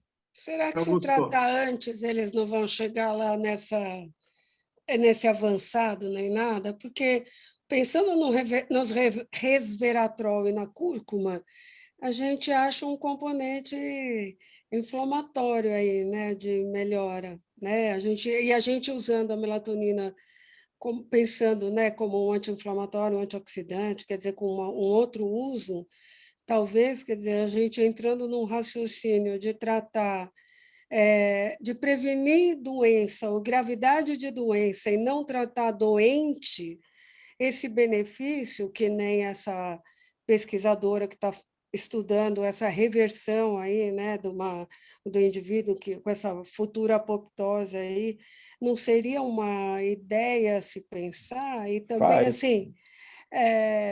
Só que a gente não tem evidência, né? Assim, a evidência disso é não zero, tem né? evidência, mas a gente pode buscar essa evidência. Quer dizer, a gente tem, vamos dizer, uma sinalização, né, de que há algum componente aí Mas como eu te falei, que na sofre o medicina benefício. Sim, mas na medicina tem várias coisas que fazem sentido. Várias coisas. A resveratrol faz sentido por conta dos... Resveratrol, curcumina e melatonina faz sentido por conta do modelo experimental. Se vai funcionar no ser humano, não dá para saber. Então, se não dá para saber, eu prefiro... Eu sou mais cartesiano um pouco. A gente está na iminência de poder testar essas coisas. Iminência, talvez, fala assim, 10 anos, né? Essas coisas, o tempo da pesquisa não é o tempo que a gente quer, né? Que até já está validado o método dela. Só que aí, assim, é uma coisa cara. Então, até que essas coisas aconteçam, eu passo para alguns pacientes que eu não sei mais o que fazer. Eu não passo para o paciente como prevenção de alguma coisa. Eu passo para aquele paciente que é o compassivo, né? Eu passo para aquele paciente que, a despeito dele estar lá com 7 de pressão, ele está piorando o glaucoma dele mesmo assim, ele já fez TREC, eu não sei mais o que faz para esse paciente. É pegar na mão e rezar.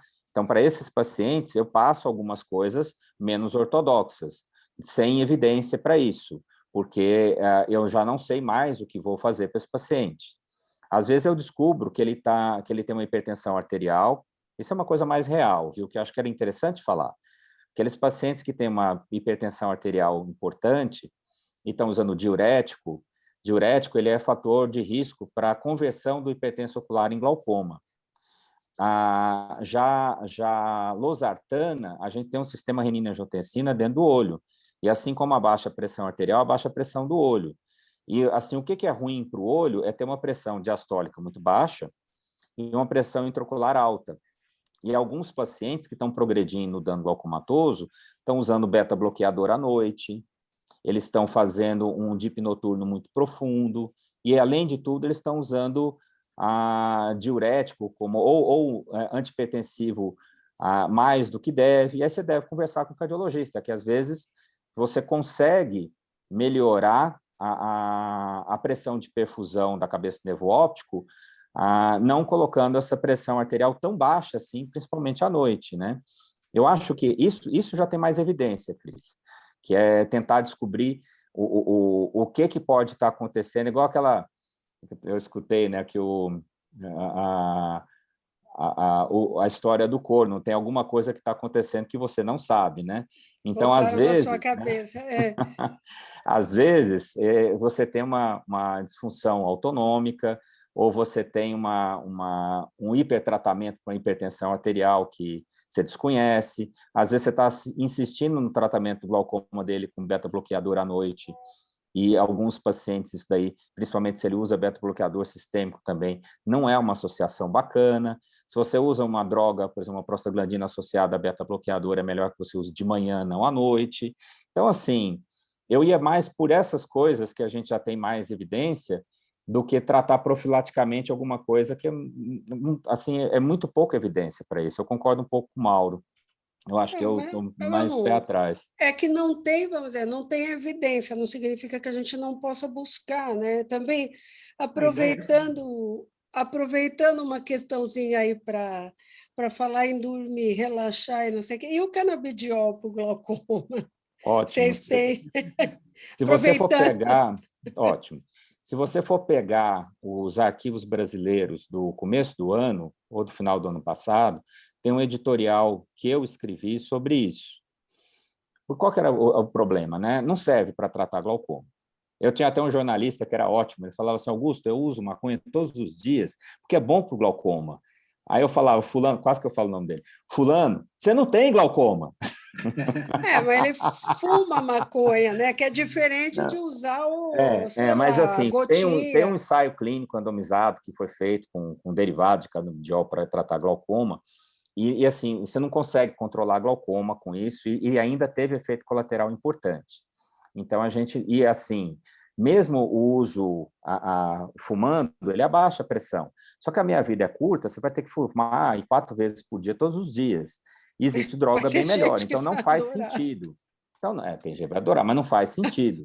Certo? Então, assim, a Sociedade Brasileira de Glaucoma já deixou bem claro, assim como a Sociedade Americana de Glaucoma, e a Europeia de Glaucoma, e a Mundial de Glaucoma, tem muito bem definido que não se trata glaucoma com cannabis e nem derivados, porque existe coisa bem melhor, o efeito, a meia-vida é curta, o efeito não é tão bacana quanto que se pensa, e a forma, o comprimido, ela não tem, você não consegue, no ensaio clínico, ele teve que ser suspenso, né? Tem um ensaio, eu posso depois passar para vocês. Então, assim, é bem importante isso daí, não serve para tratar, e a gente se antecipou escrevendo esse edital, porque começou, como está tendo existem indicações que são ótimas para Parkinson, para alguns tipos de epilepsia de criança que não trata com nada, e que eu acho que é excelente, né? O que não pode fazer é panaceia, serve para isso, mas não serve para glaucoma. Nenhum oftalmologista sério usa isso daí para tratar glaucoma. Só que as empresas que estão trazendo isso para cá começaram a fazer um lobby de que serve para glaucoma, e já tem médico receitando para glaucoma. E o problema é que agora, por exemplo, você não tem como evitar do médico prescrever, porque já tem evidência que abaixa a pressão. E de acordo com o CFM, que mudou a leitura, o médico tem liberdade para tratar desde que o paciente queira. Né? Não era assim, passou a ser assim. Então, é muito difícil você argumentar com o médico que está querendo fazer um tratamento que é impróprio, porque existe um nível de evidência fraco que abaixa a pressão intraocular. Por exemplo, meditação abaixa mais que maconha. Então, se quer fazer uma coisa zen, vai meditar, né? Tem o efeito de um colírio, propriamente, né? Uns 30% de redução de pressão, mais ou menos isso que achar. Então, assim, não acho que faz... então vou meditar e vou fumar maconha. Ok, né? Tem o livre-arbítrio, né? Cada um faz o que quiser. Isso daí, assim, minha opinião pessoal, cada um faz o que quiser. Eu não tenho nenhuma, sinceramente, nenhuma restrição. Agora, o que eu não posso é, como oftalmologista, ou ainda como presidente da Sociedade Brasileira de Glaucoma, endossar, porque não tem pé nem cabeça. Não acho que deve fazer, acho que está errado fazer. O médico não deve sugerir isso. O paciente que, por estilo de vida, X e tudo... E eu tenho muito, assim, vale a pena conversar e chamar, talvez, também para as aulas, o pessoal da psiquiatria que trabalha com esquizofrenia. Eles têm muito medo de maconha, porque você praticamente multiplica por... Assim, se você pegar uma pessoa com 50 anos fumando maconha, não tem tanto problema. Agora, você pega um adolescente, por exemplo, com história familiar de esquizofrenia, que fuma maconha, se eu me lembro bem, tem que conversar com eles, mas você multiplica por 10 a incidência de uma doença que não tem cura. Você nunca mais volta à linha de base, então não é uma coisa pequena, né? Essa é a única restrição que eu tenho para liberar é para o adolescente. Aí, depois disso daí, livre-arbítrio, como álcool, como qualquer outra coisa. Agora, nenhum, assim, colírio mesmo de uso, canabidiol, essas coisas, não existe. Eu não sei, estou perguntando, totalmente desconhecido. Porque eu vejo... Tem, na verdade tem. Eu já vi que já me mandaram foto, né? Mas não tem trabalho disso, né? Tem, ou... Porque, eu vejo que está uma, vamos dizer... uma moção muito grande aí para liberação, para estudo, para uma série de coisas. Quer dizer, o mercado aí da cannabis está querendo entrar forte em todos os lugares, né? Assim, Por isso que a gente se antecipou e escreveu o edital, Cris, que é para colocar assim, a primeira manifestação que tiver, a gente já distribuiu esse edital para todo especialista em glaucoma. Ele está nos arquivos, né? Arquivos é só você baixar lá. É de graça, né? Então, eu estou tentando ver aqui as perguntas, né? Mas o fato é que não tem não faz sentido. A gente tem coisa bem melhor, certo? E eu acho que, na verdade, o que está tendo é como você bem definiu. É uma onda muito... Eu entendo a onda, porque a onda ela existe porque existiu uma resistência, o que é uma pena, porque tem pessoas que precisam que as drogas derivadas da maconha para epilepsia e Parkinson, elas são muito bem aplicadas e têm utilidade, tanto que a Anvisa está registrando para isso, né? E então isso deve ser incentivado. Agora, porque serve para alguma coisa, meu Deus, como a gente discutiu esse ano passado, porque serve para alguma coisa não quer dizer que vai servir para outra, mesmo que tenha algum efeito, mas ela não faz uma... A gente não deve usar nenhum derivado, estou vendo aqui, nenhum derivado de maconha que foi testado para glaucoma fez sentido no tratamento. Augusto, só não confundir... Por favor, Mauro, pode falar. Só não confundir CBD com THC, né? Que está virando um sinônimo complicado. Perigoso. Aí. O ruim do seu paciente com glaucoma usar maconha é esquecer de usar o colírio, né, Augusto? Esse é um problema. Isso é uma coisa que você tem que administrar. Eu só acho importante, Cris, Renato, que a gente está desenvolvendo ao longo dessas semanas alguns conceitos que são fundamentais. Quando uma droga, seja ela qual for, é considerada medicamento, ela, para estar na prateleira da farmácia, ela tem que responder perguntas claras para o FDA, para a Anvisa, ou seja lá o que for. Uma delas é dose e efeito, tá certo? A maior parte ou todos esses fitoterápicos, resveratrol, cacho de uva, que tem na farmácia, eles não seguem essa legislação, não seguem. Então, você pode fabricar, por exemplo, hoje você tem L-Caps, você tem Preservite, etc. Cada um com uma quantidade de vitaminas ou de diferentes óleos na sua formulação, uma dizendo, essa quantidade é menor do que a outra, essa é nutriente e esse é suplementar. Não existe nenhum compromisso, seja da Latinofarma, da Cristália, da Genon, em ter efeito comprovado do que eles estão vendendo. isso traz uma série de dificuldades para nós que somos, vamos dizer, cartesianos, tá certo? A gente precisa ter um compromisso maior nesse sentido. Não existe, obviamente, não é interesse da indústria de mudar o cenário. Hoje, as 3 drogas, não necessariamente remédios, vendidos nos Estados Unidos, ômega 3 está em primeiro lugar, as bactérias do intestino estão em terceiro lugar, e o aminoácido que restitui o músculo é o segundo lugar. Ou seja, a gente não vai conseguir, do mesmo jeito que a indústria farmacêutica tenta ocupar espaços com patentes, essa parte da produção farmacêutica, vamos dizer assim, também não quer se tornar droga, não quer remédio, aliás, não quer assumir o compromisso de cumprir etapas do desenvolvimento do medicamento.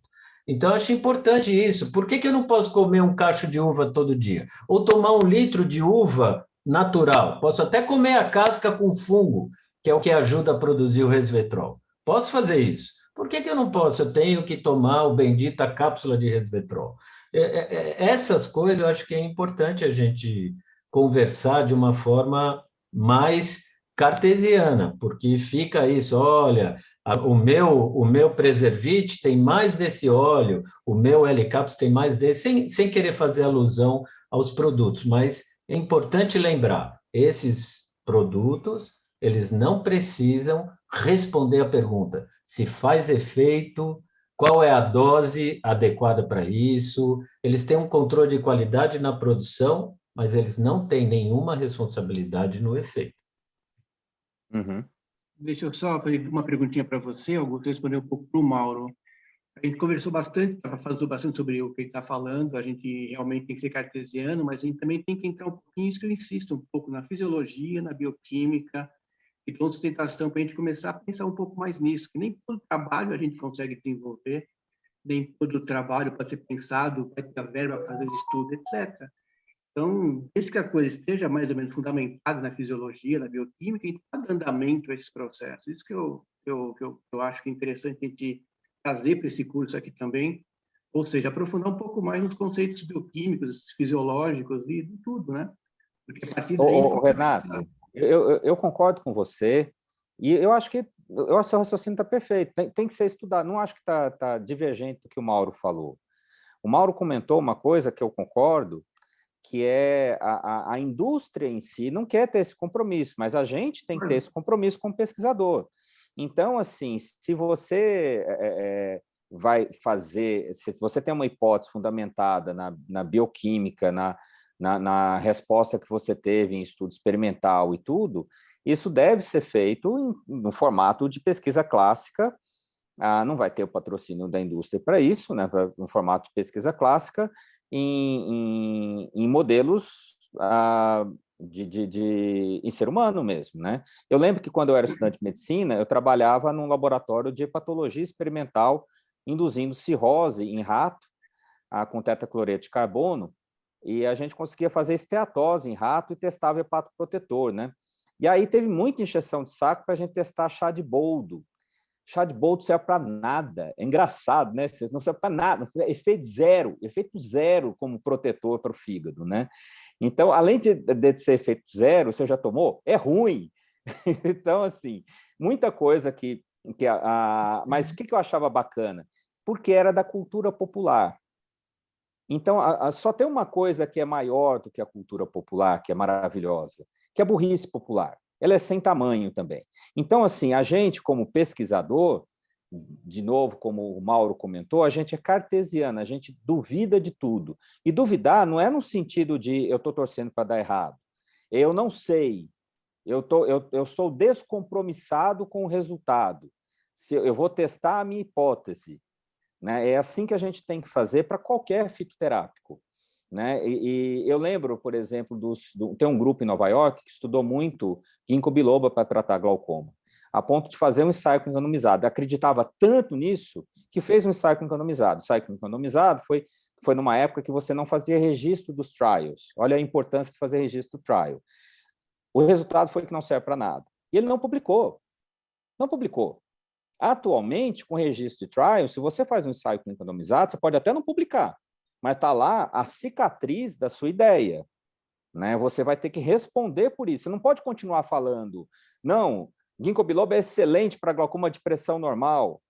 Mas aquele ensaio clínico randomizado que você começou, você não terminou, assim. Bom, então essa foi uma das funções do registro de trial, que tinha mais uma função por conta da indústria, né? Você tinha várias coisas, estava lá, os dados, data on file, de não sei o quê, e tudo, você não tinha acesso. Agora não, agora para você fazer uma pesquisa, um ensaio clínico randomizado, ele segue as regras do consort e ele tem que ter registro. Então, isso daí ficou muito mais claro, a metodologia, que se você fizer um ensaio clínico randomizado, se você fizer um ensaio, se você fizer qualquer pesquisa, ela pode ser publicada. Agora, se você for chamado de ensaio clínico randomizado em qualquer revista importante, ou razoavelmente decente, se você não seguiu as regras do consort, não vai ser publicado. Você perdeu o Playboy, não vai conseguir. Então, reforçando o que o Mauro falou, o compromisso da indústria, até porque é muito caro, e ela vai ter que provar uma coisa que ela não tem interesse, que tem uma chance muito grande de realmente não ser efetivo para aquilo que ela promete ser, mas o nosso não. O nosso, como você faz, Renato, eu acompanho as pesquisas que você faz, você testa numa metodologia científica apropriada as hipóteses que a gente tem em cima de fitoterápico e outros compostos, né? Isso que eu acho bacana. Só uma perguntinha, Augusto, sobre as doenças do sono, quanto se trata ou não. A apneia do sono, quando você observa tratada, a pessoa usando o aparelhinho próprio para dormir, melhora um pouquinho o desenvolvimento do glaucoma? Melhora um pouquinho a continuidade do glaucoma? Renato, eu não lembro de ver trabalho que mostrou que o paciente que está... Porque, pensa bem, assim, a taxa de progressão no paciente com glaucoma tratado, ela é baixa. Entendeu? Então, você não pode não tratar o paciente, porque você vai preso. Então, a taxa de progressão ela não passa de 5%. Então, assim, você teria que pegar os pacientes que, mesmo tratados, estão progredindo, ter a apneia do sono, tratou e acompanhou e ver se desacelerou, porque sabe qual que é o problema? Se o paciente está progredindo, você não deixa ele progredindo. Ou você muda a medicação, ou você opera esse paciente. Então, é muito difícil fazer esse estudo. Talvez agora, de novo, com o modelo de predição de morte de célula ganglionar, chama DARC, a metodologia para fazer avaliação de morte de célula ganglionar, apoptose em vivo. Talvez consiga ver, mas assim, como pela característica da doença, o que eticamente você deve fazer com o paciente que está progredindo? Você vai mudar o tratamento, você vai operar esse paciente, você não vai ficar esperando que o CPAP melhore sem que você faça uma intervenção verdadeira, ou mudando a medicação, ou fazendo trabeculoplastia. Aliás, dos tratamentos para glaucoma, atualmente, o mais inócuo para o paciente de glaucoma primário de ângulo aberto é trabeculoplastia seletiva. A gente tem um estudo de intervenção para glaucoma que comparou como primeira opção de tratamento trabeculoplastia seletiva versus colírio como primeira opção, estudo feito na Inglaterra. É bacana ver estudo inglês e canadense, que a medicina lá é socializada e as pessoas não ganham para fazer. Então, para entrar com alguma coisa, você tem que provar para o governo que aquilo lá é custo efetivo. E, assim, a conclusão desse estudo que saiu no Lancet, do grupo da Azura Blanco, lá de Londres, foi que trabeculoplastia deve ser oferecido como primeira opção. Não era might be, não, é should be. E a gente tenta colocar essa coisa para os colegas, que a taxa de sucesso é bastante grande. 60% a 70% dos pacientes conseguem controlar. Consegue controlar? Não. Tem efeito, tem resultado. E aquele paciente que não conseguiu controlar, aí você entra com medicação. Mas o certo no Brasil, principalmente em um país pobre como o nosso, era que todo mundo fizesse trabeculoplastia como primeira opção. Se eu tivesse glaucoma, a minha opção de tratamento não seria nenhuma outra a não ser trabeculoplastia. O único cuidado que a gente tem que ter é aquele paciente que não é ângulo aberto, pacientes com glaucoma secundário, e pacientes com dispersão pigmentar, que a dispersão pigmentar você pode fazer trabeculoplastia, mas os parâmetros são completamente diferentes.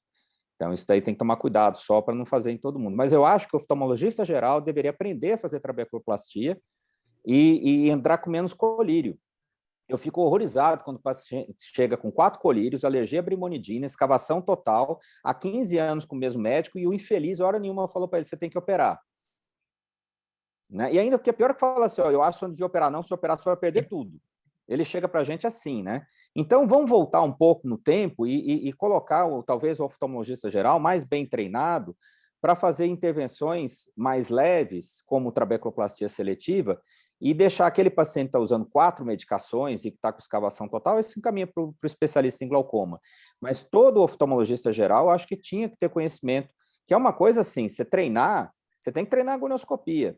Sabe como é que você sabe gonioscopia? A dica para aprender gonioscopia é você comprar a lente mais cara. Aí a pessoa vai e te oferece um desconto. Fala assim, eu quero sem desconto. Sabe por quê?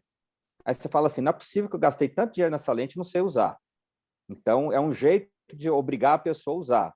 Os nossos residentes da escola, eu vejo com muito orgulho, um cara que está lá na refrativa falar assim, Augusto, esse hipermétrico aqui está com ângulo oclusível. Porque eu fiz a gonioscopia com indentação e já tem até umas goniocinecas aqui. Olha que coisa bacana. O cara fez córnea, o cara fez retina, sabe fazer gonioscopia. A gente tem que valorizar a propedêutica na oftalmologia. A gente fica brigando com o optometrista e não examina o paciente, né? Então, quem tem miopia alta tem glaucoma, mas tem ruptura de retina periférica. Quem tem degeneração macular relacionada à idade e a paciente tem mais de 80 anos, a prevalência de glaucoma é mais de 10%. Então, a gente tem que deixar de ser super especialista. Você pode ser super especialista para tratar, mas você não pode ser super especialista para examinar. Né? O mínimo da propedêutica você é obrigado a saber, né? Então, mas bem, isso aí já não tem, estou viajando, não tem necessidade. Mas é que eu fico assustado, às vezes, com algumas coisas inadequadas, né? E já que a gente está falando de opção de tratamento... Augusto, né? Você respondeu da lente trifocal, desculpa. Não. Bom, vamos falar dessa, aí a gente... Fala dessa e fala dos estentes, por favor. Tá. Aproveitar, já que estamos aqui. A pergunta que ficou aí é a contraindicação também de LIO multifocal no glaucoma. Tá. Eu quase estou fazendo um folder. Por que sou contra a lente multifocal no glaucoma? Distribuir para as pessoas. Bom, é o seguinte. Primeiro, você parte de algumas premissas que são erradas, né? Você vai ver um paciente com 60 anos que vai operar uma catarata, ou 60 e poucos anos, e ele tem um glaucoma inicial para moderado. Você fala assim, bom, não vai ter problema, né? Se você tiver uma bola de cristal, ok, mas ele tem mais 20 anos da doença. E você não tem como garantir que aquele paciente vai ficar com um glaucoma avançado. Você tem pacientes com glaucoma que não está, quando você olha o nervo, ele não está tão alterado, e a lesão principal dele é na região central de visão. E a maioria sequer faz um 10-2 desses pacientes que tem uma lesão macular no OCT, não faz um 10-2 para ver como é que está a sensibilidade macular, se está lesado ou não está lesado no paciente com glaucoma. Então, assim, o que a lente multifocal faz? Todas. Ela diminui a sensibilidade ao contraste. Todas fazem isso. As lentes multifocais. Então, a doença glaucoma altera a sensibilidade ao contraste. Se você pega um paciente, e, gente, isso daí não é uma coisa pequena, não. Quando o paciente ele tem um glaucoma muito avançado, tem só um campo tubular, e que você não sabe se ele iria evoluir nisso há 15 anos atrás, quando você colocou essa lente, né, isso atrapalha muito para ele. Então, não é uma coisa pequena. Outra coisa que atrapalha, o sinal do OCT atrapalha. Então, examinar o paciente atrapalha. Quando você vai fazer uma retinografia com flash, aquela difração que bate na lente atrapalha a qualidade de como você vai enxergar o nervo óptico para poder acompanhar. E o campo visual tem uma diminuição difusa de sensibilidade. Então, assim, como você acompanha o paciente e para o paciente que eventualmente pode evoluir de moderado para avançado, vai atrapalhar a sensibilidade ao contraste. Não existe motivo nenhum para fazer lente multifocal em paciente com glaucoma. Você pode fazer ganha dinheiro com outra coisa, mais ou menos é esse o recado bem claro. Vai ganhar dinheiro com outro tipo de paciente. Não vai ganhar dinheiro com paciente com glaucoma, não justifica. E, assim, eu acho que é meio indefensável você pegar um paciente que está reclamando que tem uma alteração grave de sensibilidade de contraste, você colocar uma lente que ainda piora uma coisa que ele já tem alterado. E como a catarata que você tem antes, partindo da premissa que você está operando um paciente que tem catarata, como a catarata já é uma situação que altera a sensibilidade ao contraste, você não consegue quantificar o tanto que a sensibilidade do contraste está alterada pelo glaucoma, porque ele tinha catarata antes. E como você não tem bola de cristal, melhor você não colocar. E a lente, o que a gente faz? A gente faz monovisão para esses pacientes, eles ficam super felizes, não tem necessidade. Aí você tem aquelas duas lentes novas que tem a da Johnson e da Alcon, a Vivit e a da Johnson, eu esqueci o nome. A Symphony, quando você... Obrigado, Dalton. Tudo bom, Dalton? A gente tem o trabalho da Johnson, que é um estudo só, feito pela própria Johnson, mostrou que não altera a sensibilidade de contraste.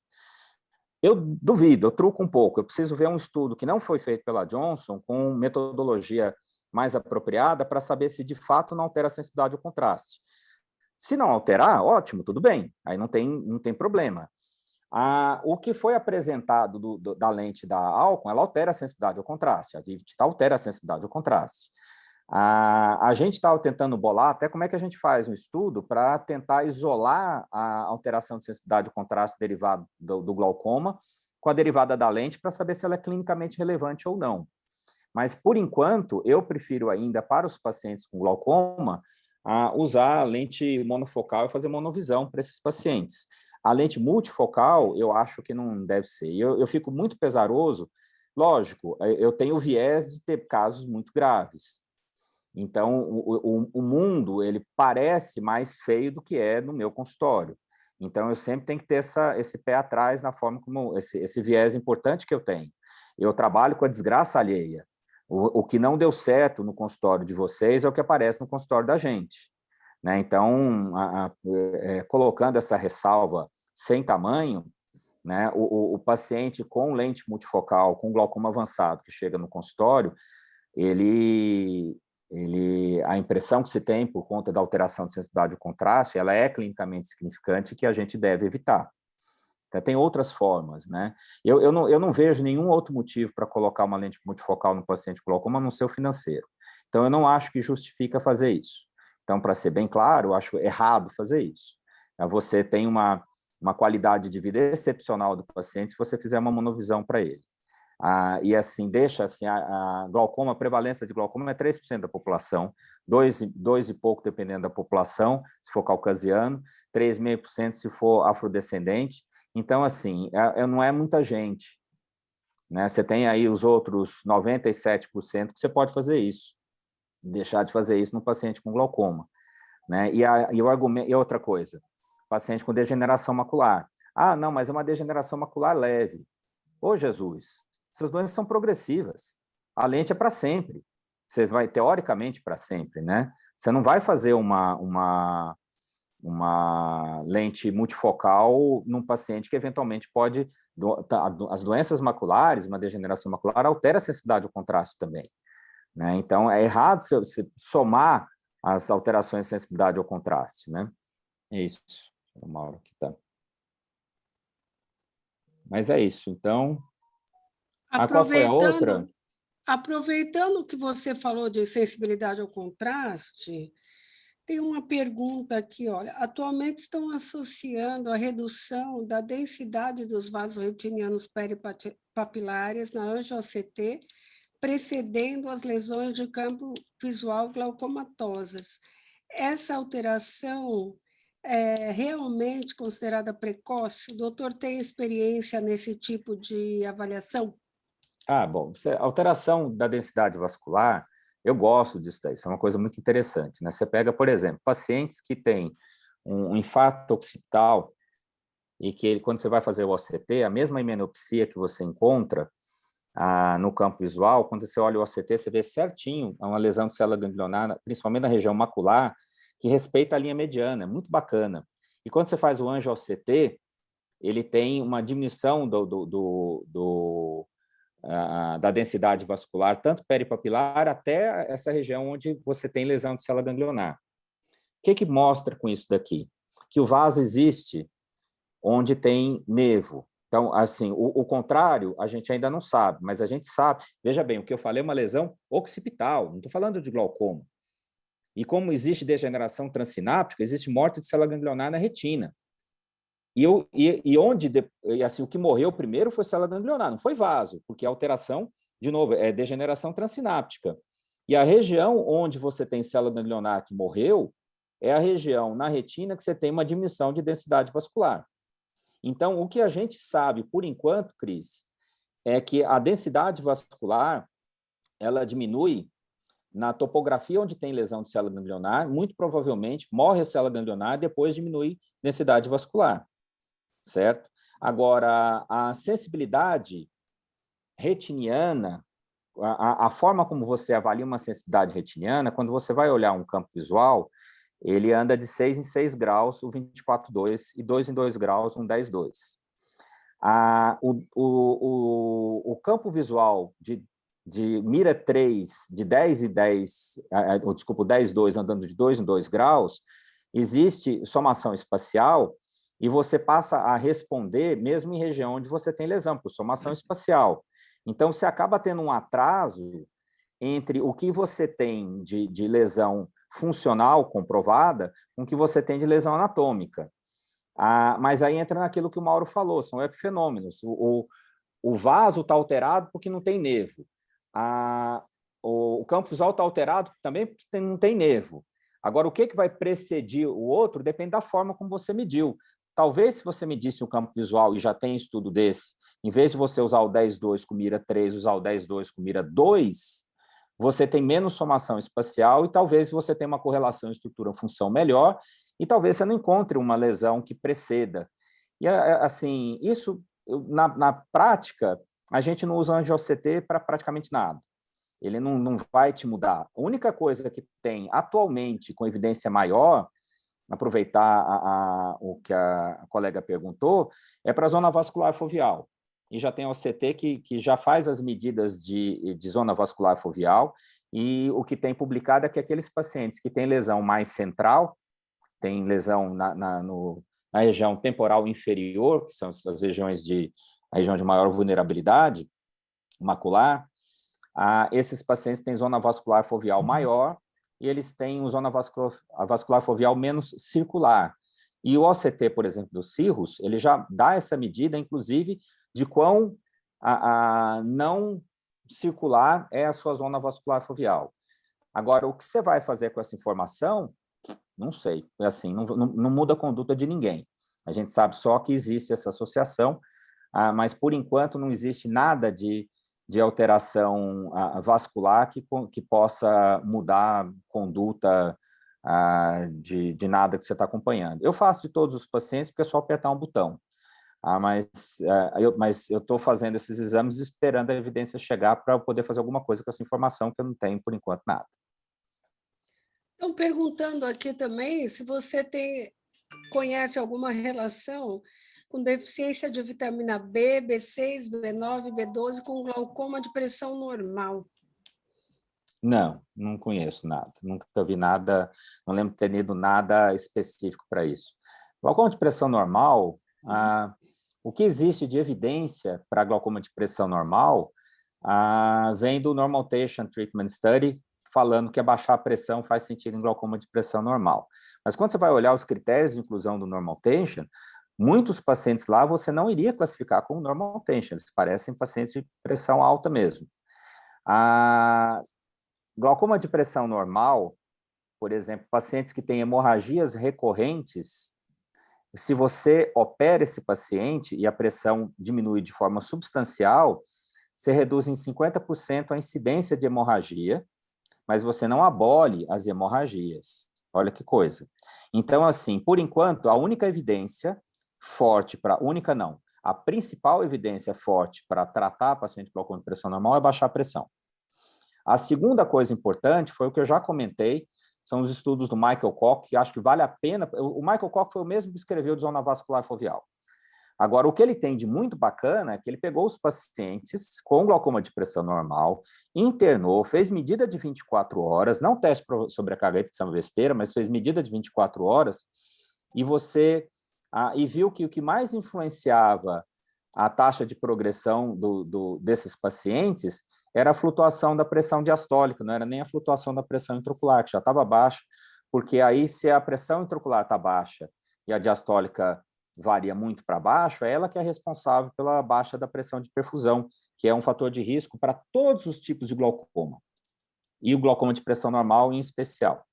Agora, eu nunca vi nenhum ensaio. Outra coisa que tem de ensaio, tem um único ensaio clínico de intervenção específica, eles fizeram um estudo comparando tartarato e brimonidina com timolol para glaucoma de pressão normal, ensaio clínico randomizado, e mostrou que o braço tratado com brimonidina progrediu menos que o braço tratado com timolol, de forma significativa. O problema que as pessoas acham é que não foi a brimonidina que foi boa, é o timolol que foi ruim. Porque o timolol para glaucoma, eles escolheram, a gente acha que eles escolheram errado a droga. Devia ter escolhido uma prostaglandina, porque se a prostaglandina tivesse um resultado pior que a brimonidina, que prostaglandina baixa a pressão mais que brimonidina, aí ia ser uma coisa bacana, que tirando os 20% que tem alergia a tartarato de brimonidina, seria uma droga excelente para passar. Mas eu desconheço qualquer ensaio clínico randomizado que você faça intervenção com vitamina para glaucoma de pressão normal, ou mais do que isso, que a deficiência de vitamina foi fator de risco para progressão, para desenvolvimento de glaucoma de pressão normal. Eu desconheço, mas eu não fui atrás nesse nível. Ensaio clínico, com certeza, para intervenção, sei que não tem. Eu vi, a Dalva voltou aí. Dalva, você está por aqui? Voltou e saiu. Não é essa Dalva, Cris? Não, mas Dalva. Eu acho que eu vi até pelo nome inteiro, mas enfim. Tá. Deixa eu ver mais uma perguntinha aqui, que colocaram associação de melatonina com triptofano. Alguém? Alguma ideia aí? Você ouviu alguma coisa, Paranhos, ou não? Não, nunca vi. Também não. Não. E também outra pergunta, se a melatonina está indicada para quem tem dificuldade, como indutor, ou para quem tem o sono picotado, e se isso aí faz alguma diferença aí no paciente do glaucoma?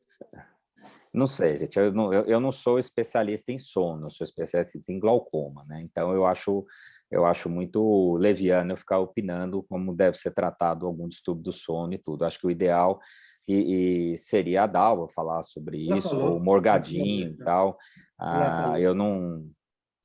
Eu acho que uma das principais virtudes do médico não é nem o que ele sabe, a noção do que ele não sabe, a noção de limite. Eu não sei, eu desconheço, acho que e tem gente que sabe muito mais do que eu para emitir opinião. A Dalva comentou na aula passada, acho que o colega não estava presente, e não é em torno do sono, não. É o que coloca, é apenas regulariza o ciclo. Então, não se deve, assim, dar como para regular o sono, para dar sono, não é por aí também, não, que se coloca melatonina, Uhum. Okay. Algum comentário extra aí, Paranhos? Algum comentário extra, a Ana, o Mauro, o Renato? Eu tô assim, eu consegui concordar com o Mauro Campos a reunião inteira.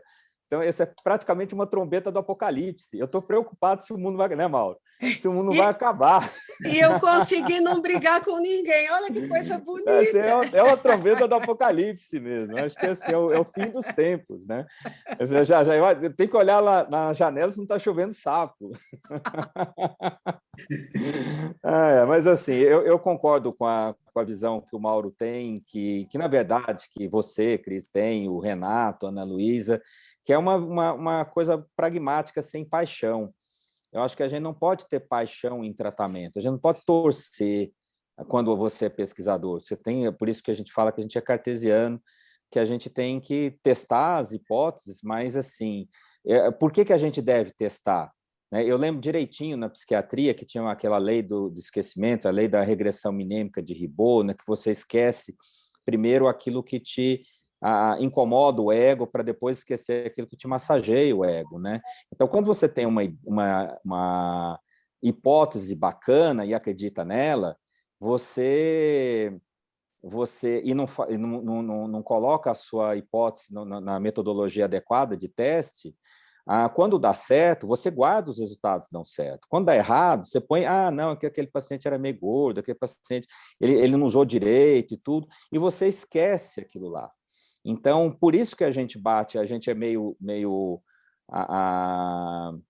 eu entendi que o Mauro estava com esse pensamento também, a gente acaba jogando um pouco de balde de água fria nas coisas, porque a vida como ela é mais sem graça mesmo do que o que a gente queria que ela fosse, né? Seria muito mais bacana, né? Se tivesse as coisas para que funcionasse tudo que a gente acredita ou que faz sentido, né? Mas a ciência você tem assim, você bate a cabeça várias vezes para ter alguma coisa bacana, né? E o fato de eventualmente não ter dado certo tem um valor enorme para que outras pessoas não gastem essa mesma energia. Né? Por exemplo, eu lembro direitinho a tese de doutorado da Fabiana Iga, quando um paciente tinha um descolamento de coroide pós-trabeculectomia, o mundo inteiro tratava com corticoide. Você lembra, né, Mauro? O mundo inteiro tratava com corticoide. Aí não tinha nenhum ensaio clínico randomizado mostrando que fazia sentido. Aí a gente fez placebo controlado, bacana, bonitinho, seguindo o CONSORT, e o corticoide realmente fazia diferença. Para pior. O corticoide era pior. Você lembra, né, Mauro? O corticoide era pior, ele demorava mais tempo para o descolamento de coroide colar. As pessoas continuam fazendo uso de corticoide, mesmo tendo nosso ensaio clínico randomizado. É importante que se faça, porque muita coisa que faz sentido, quando a gente faz o nosso teste, não funciona. Eu lembro que eu fiz uma vez trabalho de corpo estranho intraocular com Márcio Bittar, e ele, assim, tudo que ele achava que tinha associação com prognóstico, quando eu peguei os casos dele, fiz regressão logística, nada batia. Então, quando a gente fala o importante é a clínica, né? Assim, a clínica é soberana, dobra a língua do ponto de vista metodológico, a sua impressão clínica, ela não tem valor, ela é uma opinião enviesada absurdo. Você torce para a sua opinião, está certa. Por mais que a gente tente não ser assim. Por isso que tem que ser muita coisa duplo máscara, você não pode saber, né? Porque você é enviesado. Você acredita na sua ideia bacana. Como que a sua ideia bacana não vai dar certo, né? Tão bacana que é. Por que não vai dar certo? Né? Então, por isso que a gente... esse grupo aqui, do Mauro, da Ana, do Renato, da Cris, e de vários que tem aqui, que eu estou vendo, tem esse tipo de preocupação. Né? A gente é mais cartesiano mesmo, né? A gente pode encerrar, né, Cris? Já que eu sou a coordenadora da discussão, mais ou menos, mas eu acho que nós estamos aqui 1h45 minutos. Começou às 7h30, né? São 1h15. 7 horas. 7 horas. Então, olha aí, 1h46, e acho que já aprendemos bastante. Vamos continuar o nosso terceiro turno hoje. Tá vai ter Vou lá na rua ver se está chovendo sapo, a nuvem de gafanhoto. Olha, eu vi 2 macacos verdes aqui na janela, mas não sei se são aqueles mas esse daí eu não sei o que você usou para ver macaco verde, Cris. Aí bom, é aquele colírio que você não quis prescrever, né? Aí eu livre-arbítrio, né?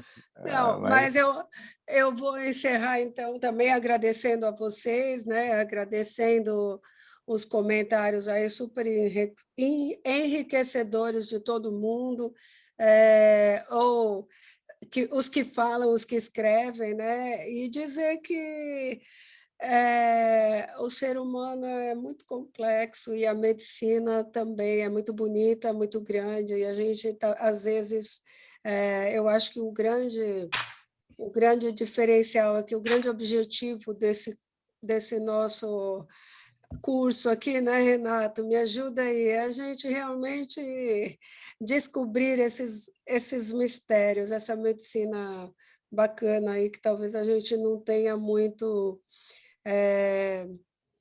conhecimento ainda, né? E a gente precisa aprofundar. Mas é isso aí, concordo também, dediquei sempre, né, minha vida aí para as pesquisas, né? Muito tempo na estrada, e eu acho que é por aí. Pesquisa de qualidade ideias enriquecedoras e tudo em função do que a gente quer de melhor para o paciente, para a medicina, enfim, é isso aí.